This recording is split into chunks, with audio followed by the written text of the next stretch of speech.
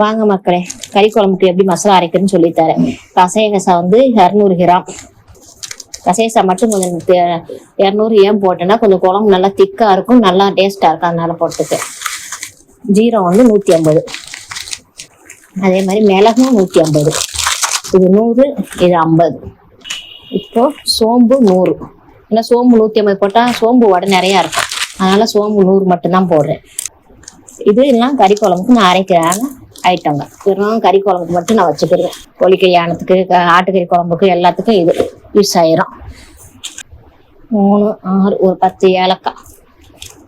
மஞ்சள் 50 கிராம். 5 மஞ்சள் போட்டிருக்கேன். 50 கிராம். 3 பட்டை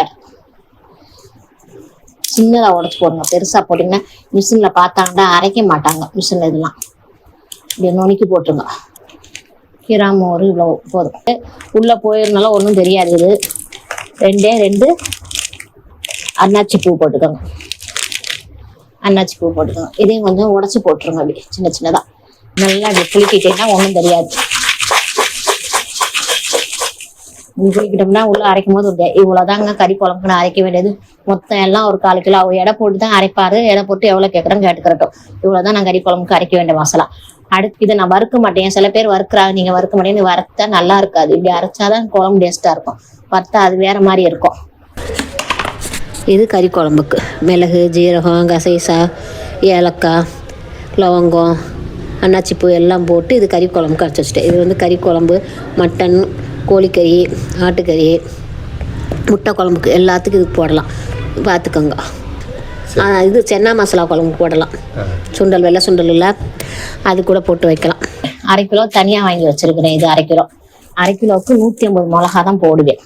இதில் போட்டு அரைக்கிறது. 100 சோம்பு, 100 மிளகு இருக்கு, 100 ஜீரகம், 50 கட்டி மஞ்சள். இது 2 பேத்தையும் நான் காய வச்சிருவேன். வெயிலில் கொண்டு 3 பேத்தையும் மிளகா, மல்லி, மஞ்சள் 3 பேத்தையும் நாளைக்கு வெயிலில் காய வச்சுட்டு இவங்க 3 பேத்தையும் வறுத்து தான் இந்த குழம்புக்கு போடுவேன். மீன் குழம்பு, காரக்குழம்பு, புளி குழம்பு வைக்கிறோம்ல, அவங்களுக்கு நான் இது 3 இது வறுத்து போடுவேன். கறி குழம்புக்கு மட்டும் வறுக்க மாட்டேன். வாங்கப்பா, நான் சொன்னேன்ல இதுதான் குழம்பு மசாலா தூள். போய் அரைச்சிட்டு வந்துட்டேன் பாருங்க. இதில் நம்ம மல்லி, மிளகா, தனியா, ஜீரகம், மிளகு எல்லாம் போட்டு இதில் அரைச்சி வச்சுக்கிட்டோம். இதில் எல்லாம் மீன் குழம்பு, கரை குழம்பு, சாம்பார் எல்லா குழம்புக்கும் இதை வைக்கலாம்.